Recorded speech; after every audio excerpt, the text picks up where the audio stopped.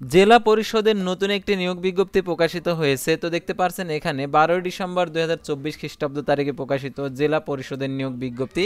তো দেখতে পাচ্ছেন জেলা পরিষদের কার্যালয় নাটোরে নিয়োগ বিজ্ঞপ্তি প্রকাশিত হয়েছে। এই নিয়োগ বিজ্ঞপ্তিতে সকল জেলার প্রার্থী আবেদন করতে পারবে। তো এই নিয়োগ বিজ্ঞপ্তির ক্ষেত্রে আবেদনের শিক্ষাগত যোগ্যতা, বেতন স্কেল এবং আবেদনটি কিভাবে করতে হবে, আবেদনের শুরুর তারিখ, শেষ তারিখ, আবেদন ফি কত টাকা, এভরিথিং বিষয়ে আজকের এই ভিডিওটিতে জানতে পারবেন। তাই ভিডিওটি মনোযোগ সহকারে শেষ পর্যন্ত দেখবেন, তাহলেই আপনি এই নিয়োগ বিজ্ঞপ্তি সংক্রান্ত তথ্যগুলো ভালোভাবে বুঝতে পারবেন। অন্যথায় আপনি বুঝতে পারবেন না, আপনার আবেদনটি ভুল হয়ে যাবে। আবেদনটি ভুল হয়ে গেলে আপনার শুধু আবেদন করাই হবে, টাকা নষ্ট করা হবে। সেহেতু আপনারা অবশ্যই ভিডিওটি মনোযোগ সহকারে দেখবেন। আর যে সকল শর্তাবলী রয়েছে এই শর্তাবলীগুলোও আজকের এই ভিডিওটিতে বুঝিয়ে দেওয়া হবে। ভিডিও শুরুর প্রথমে আপনি যদি অল জব নিউজ বাংলাদেশ এই চ্যানেলে প্রথমবার এই ভিডিওটি দেখে থাকেন, তাহলে অবশ্যই আমাদের এই চ্যানেলটিকে সাবস্ক্রাইব করে রাখবেন এবং notification bell button all press করে রাখবেন। এই ভিডিওটিতে একটি লাইক করে দেবেন। আর যারা আমাদের ফেসবুক পেজে ভিডিও দেখছেন, আমাদের ফেসবুক পেজটি লাইক দিয়ে ফলো করে আমাদের ফেসবুক পেজের সঙ্গেই থাকবেন। আর ডিসক্রিপশন বক্সে আমাদের ফেসবুক পেজের লিঙ্ক দেওয়া আছে, তো এখানে ক্লিক করে দেবেন, সাথে সাথে আমাদের ফেসবুক পেজে নিয়ে যাবে।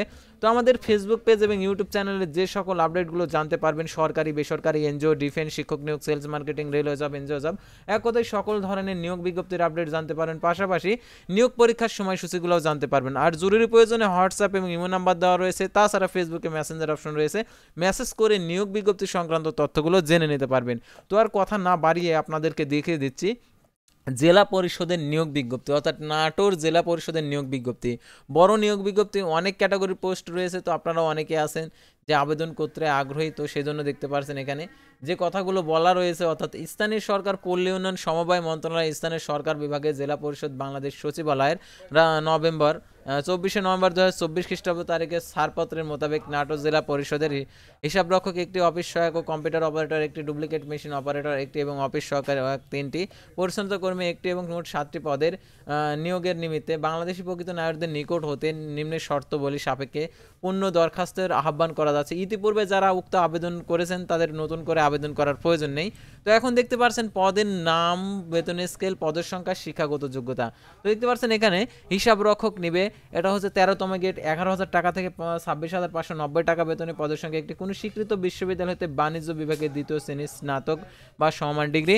তারপর দেখতে পাচ্ছেন নিম্নমান সহকারী কাম কম্পিউটার মুদ্রা অক্ষরিক, 16তম গেট, 9,300 টাকা থেকে 22,490 টাকা, পদের সংখ্যা একটি। উচ্চ মাধ্যমিক সার্টিফিকেট বা সমমান শিক্ষাগত যোগ্যতা থাকতে হবে। কম্পিউটার, এমএস অফিস কাজ করার দক্ষতা থাকতে হবে। কম্পিউটার মুদ্রাক্ষরিকের সর্বনিম্ন গতি প্রতি মিনিটে দেখতে পাচ্ছেন ইংরেজিতে 40 শব্দ এবং বাংলায় 30 শব্দের গতি থাকতে হবে। তারপর দেখতে পাচ্ছেন ডুপ্লিকেটিং মেশিন অপারেটর কাম দপ্তরি, পদের সংখ্যা একটি, 20তম গ্রেড, 8,250 টাকা থেকে 20,010 টাকা, কোন স্বীকৃত শিক্ষা বোর্ড হইতে মাধ্যমিক স্কুল সার্টিফিকেট সমান পরীক্ষায় উত্তীর্ণ। তারপর দেখতে পাচ্ছেন অফিস সহায়ক গ্রেড হচ্ছে 20, 8,250 টাকা থেকে 20,010 টাকা, পদের সংখ্যা 3টি, কোন স্বীকৃত শিক্ষা বোর্ড হইতে মাধ্যমিক স্কুল সার্টিফিকেট সমান পরীক্ষা উত্তীর্ণ। তারপর দেখতে পাচ্ছেন পরিচ্ছন্নতা কর্মী, 20তম গেট, 8,250 টাকা থেকে 20,010 টাকা, পদের সংখ্যা একটি, 8ম শ্রেণী পাস সমান পরীক্ষায় উত্তীর্ণ। তো দেখতে পাচ্ছেন এসএসসি বা যারা পাস করেছেন তারা আবেদন করতে পারবেন, 8ম শ্রেণী যারা পাস করেছেন তারা আবেদন করতে পারবেন। তারপর দেখতে পাচ্ছেন এখানে আরও যে শর্তাবলী রয়েছে সেই শর্তাবলীগুলো আপনাদেরকে দেখিয়ে দিচ্ছি, অর্থাৎ আবেদন করার ক্ষেত্রে। তো দেখতে পাচ্ছেন এখানে আবেদনের শর্তাবলী, অর্থাৎ আবেদনকারীকে বাংলাদেশের স্থায়ী বাসিন্দা ও নাগরিক হতে হবে।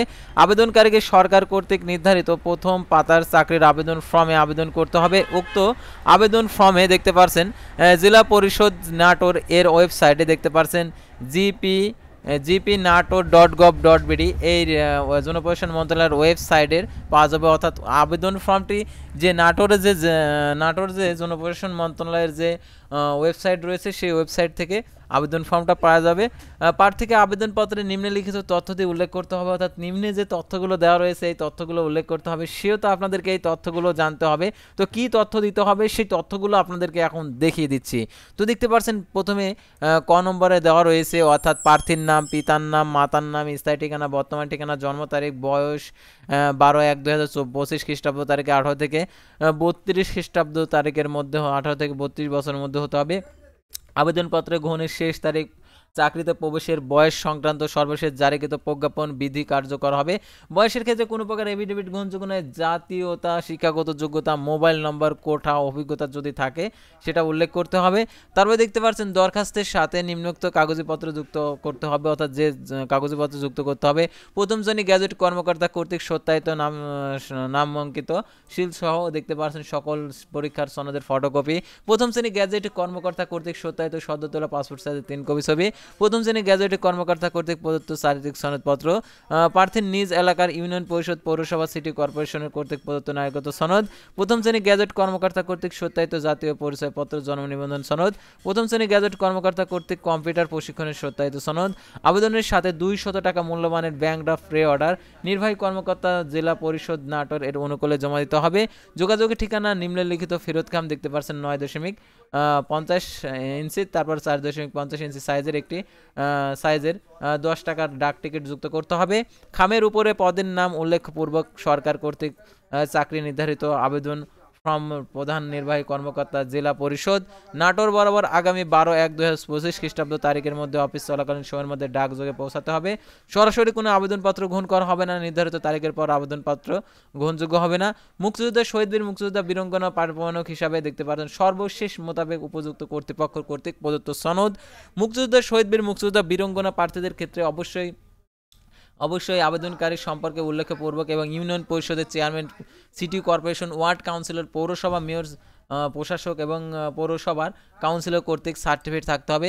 চাকরি নিয়োগের পূর্বে পুলিশ ভেরিফিকেশন সম্পন্ন হতে হবে। উক্ত পুলিশ ভেরিফিকেশন ফর্মে মুক্তিযোদ্ধা, শহীদ, মুক্তিযোদ্ধা, পুত্রকন্যা সম্পর্কের একটি ঘর কলম সংযোজন করতে হবে এবং পুলিশ ভেরিফিকেশন রিপোর্ট, তথ্য এবং সার্টিফিকেট গরমিল পরিলক্ষিত হলে নিয়োগকারী কর্তৃপক্ষের বিষয়ে তদন্ত চূড়ান্ত সিদ্ধান্ত গ্রহণ করবেন।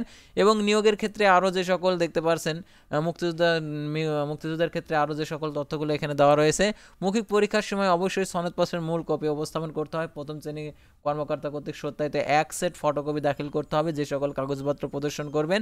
তারপর দেখতে পাচ্ছেন উপজাতির ক্ষেত্রে উপজাতির যে সনদপত্রটা, আর শারীরিক প্রতিবন্ধীর ক্ষেত্রে শারীরিক প্রতিবন্ধীর যে সনদপত্র থাকতে হবে। চাকরির শর্তাবলী ও বেতন ভাতার সুযোগ সুবিধার ক্ষেত্রে জেলা পরিষদের আইন 2022 সংশোধিত 2022 স্থানীয় সরকার জেলা পরিষদ কর্মকর্তা কর্মচারী বিধিমালা 1990 সরকার কর্তৃক সময় জারিকৃত নির্দেশাবলী প্রযোজ্য হবে। এবং নিয়োগের ক্ষেত্রে জটিলতা সৃষ্টি হলে নিয়োগ সংক্রান্ত বাছাই কমিটির সিদ্ধান্ত চূড়ান্ত বলে গণ্য হবে। তো আরও যে সকল শর্তাবলী রয়েছে, অর্থাৎ চাকরিরত প্রার্থীদেরকে অবশ্যই আবেদনপত্রে যথাযথ কর্তৃপক্ষের মাধ্যমে নির্ধারিত সময়ের মধ্যে অফিস দাখিল করতে হবে। কোনো অগ্রিম কপি গ্রহণযোগ্য হবে না। চাকরি যোগদানের পূর্বে সিভিল সার্জন কর্তৃক স্বাস্থ্য পরীক্ষা সম্পন্ন করে ফিটনেস ও সার্টিফিকেট দাখিল করতে হবে। কোনো তথ্য গোপন করলে, ভুল তথ্য প্রদান করলে, পুলিশ ভেরিফিকেশন সন্তোষজনক না হলে, চাকরিতে নিয়োগপ্রাপ্ত হলে সংশ্লিষ্ট প্রার্থীর নিয়োগ বাতিল করে তার বিরুদ্ধে আইনক ব্যবস্থা গ্রহণ করা হবে। আবেদনপত্রে দেখতে পাচ্ছেন বাছাইয়ের পর